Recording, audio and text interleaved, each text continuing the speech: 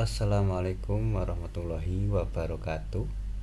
Selamat siang, pagi, sore, malam, tergantung Anda menonton video ini pada waktu yang mana. Yang penting Anda sehat dan jangan lupa subscribe, like, dan komen bagi Anda yang belum ya. Dan semoga video ini bermanfaat. Oke, sahabat-sahabat semua, perkenankan saya Hamidullah Ibda akan berbagi pengalaman menjadi reviewer di jurnal internasional bereputasi, dan kebetulan ini jurnalnya terindeks Scopus Q4 ya, masih Q4, yaitu jurnal salah satu jurnal di Turki. Jadi saya akan membuka email saya terlebih dahulu. Jadi kemarin tuh ada pemberitahuan ya di sini ya. Ini saya buka. Ini pemberitahuan pada tanggal 11 kemarin ya, 11 Februari. Ini tanggal 11 Februari 2023, dan ini terakhir review atau diberi target 1 bulan ya, tanggal 11 Maret 2023. Di bunyinya emailnya adalah subjeknya PGGOK, itu salah satu jurnal di Turki, jurnal pendidikan ya. Artikel review request, artinya permintaan untuk mereview sebuah artikel atau naskah yang sudah disubmit di jurnal ini. Ini ya emailnya. Dear Hamidullah Ibda, I believe that you would serve as excellent reviewer of the manuscript. Jadi judulnya ini bla bla bla bla dan seterusnya ya. Kemudian saya langsung balas ini ya, sudah saya kasih yes I accept ini. Terus kita buka aja ya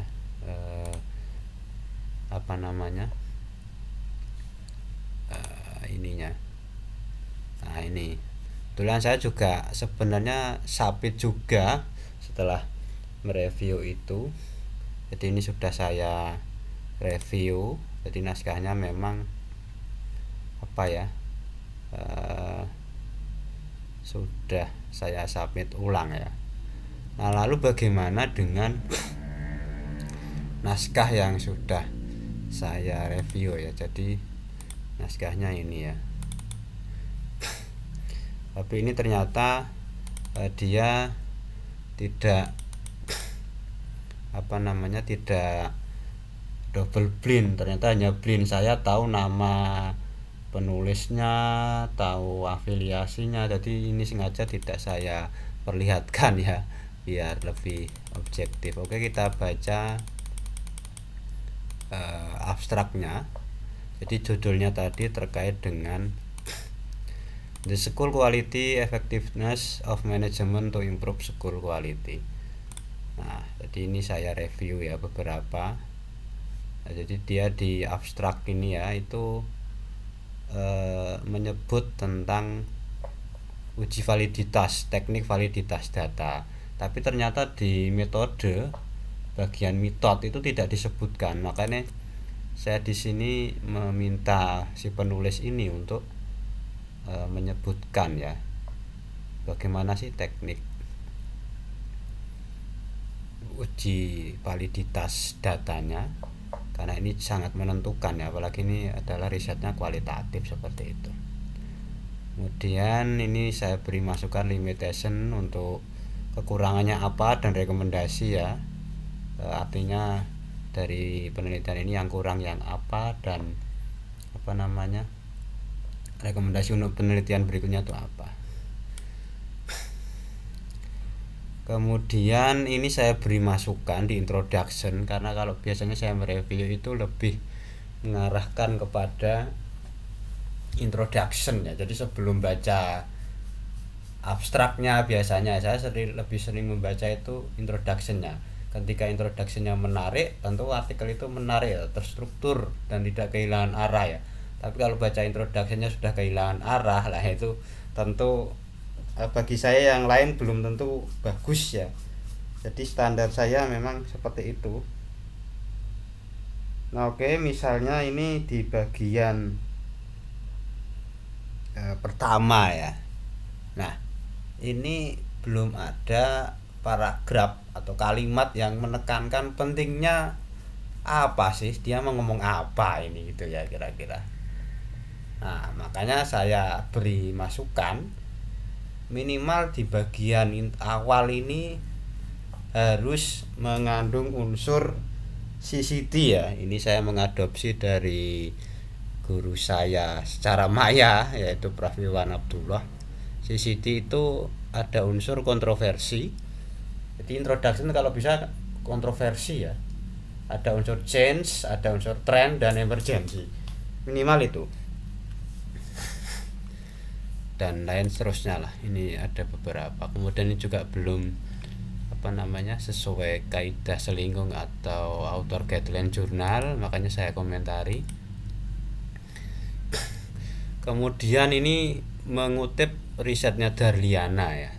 Ini ternyata lokal reference, dia terlalu banyak lokal reference ya, tidak international reference ya, karena ini Scopus harusnya jurnal-jurnal atau artikel di jurnal yang disitasi harusnya juga jurnal-jurnal bereputasi ya, utamanya dari SEC, Elsevier, Taylor and Francis, minimal itulah ya.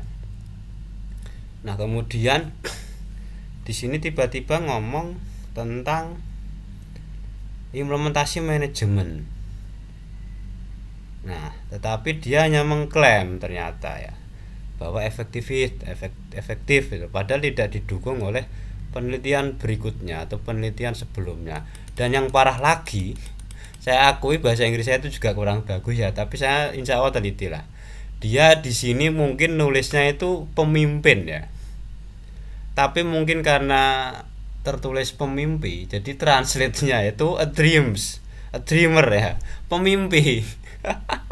Nah, ini yang parah sekali. Ini makanya saya ada tanda tanya. Ini kalau saya jadi editornya sudah saya tolak ini. Artinya bahasanya kutil, kurang teliti ya. Padahal ini jurnal Scopus. Menurut saya ini apa ya, belum layak lah ya. Dan literatur review juga perlu ini ya, belum clear. Jadi itu sih beberapa hal temuan saya yang saya komentari di introduction. Di metode sama ya, di metode ini ada beberapa yang perlu kita perdalam karena dia hanya wawancara gitu aja. Padahal kalau ini kualitatifnya fenomenologi kan harusnya minimal ya, kualitatif fenomenologi ya minimal wawancara mendalam, sedangkan ini hanya interview gitu aja. Ini kan kurang apa ya, hanya umum lah ya, hanya penelitian biasa saja tanpa ada distingsi atau perbedaan dia pakai apa gitu ya. Nah, ini yang parah juga di sini disebutkan uji validitas data atau teknik validitas data, tapi di abstrak tadi tidak disebutkan, padahal di sini real dan rinci. Meskipun ini juga teori sebenarnya, nggak seteknis yang diharapkan dalam proses penulisan artikel di jurnal bereputasi seperti itu. Nah, kemudian pada result and discussion atau finding and discussion ini ternyata juga belum menjawab dari pertanyaan penelitian, dan inilah sebenarnya yang harus disajikan, minimal tujuan penelitian lah ya, kalau tidak ada research question di akhir ya, atau di awal juga, tapi lazimnya di akhir ya, di introduction. Nah, ini juga mengulang lagi, karena saya temukan di finding and discussion ini malah terlalu banyak bertele-tele ngomong lagi teori ya. Jadi lucunya ini, apalagi ini kualitatif fenomenologi, harusnya kan di finding and discussion ini bagaimana penulis itu bercerita, menyajikan data, temuan data, olah data atau hasil dari lapangan, bukan teori lagi. Ini ya contohnya ya, dia ngutip siapa ini, Ahmed, ini teori semua. Jadi tidak ngomong temuannya, tapi ngomong temuan orang. Ini kan lucu ya. Kecuali ini literatur review, ini sama di halaman berikutnya, sama semuanya segelondong dari Rohman. Ini ngomong apa kan tidak jelas, padahal ini ditulis kualitatif fenomenologinya yang mana, ini sama ngutip Dewi lagi. Nah, dan seterusnya. Ini sama lagi, ngutip lagi. Artinya di result and discussion atau finding and discussion ini masih ngomong teori lagi ya. Ini juga utami lagi, ini juga sama, ini juga sama. Jadi banyak teori, tidak lagi ngomong hasilmu, ini juga sama ya. Nah, jadi oke lah kalau nambah itu nambah kutipan dalam hasil itu tidak masalah, tapi hanya bersifat menguatkan ya. Tapi ini akan hampir semua, ini juga, nah ini kan hampir semuanya kutipan orang semua ya, tanpa adanya pembagian di literatur review.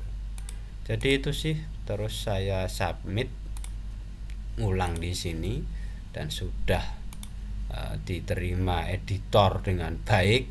Nah, semoga saja nanti rekomendasi saya bisa dijalankan. Semoga artikel ini mampu direvisi sesuai dengan masukan-masukan. Mungkin reviewernya ada 2 atau berapa, saya nggak tahu. Yang jelas saya ditugaskan oleh editor menjadi reviewer di sini. Begitu saja sekadar pengalaman dari saya, semoga bermanfaat. Saya akhiri, Assalamualaikum warahmatullahi wabarakatuh.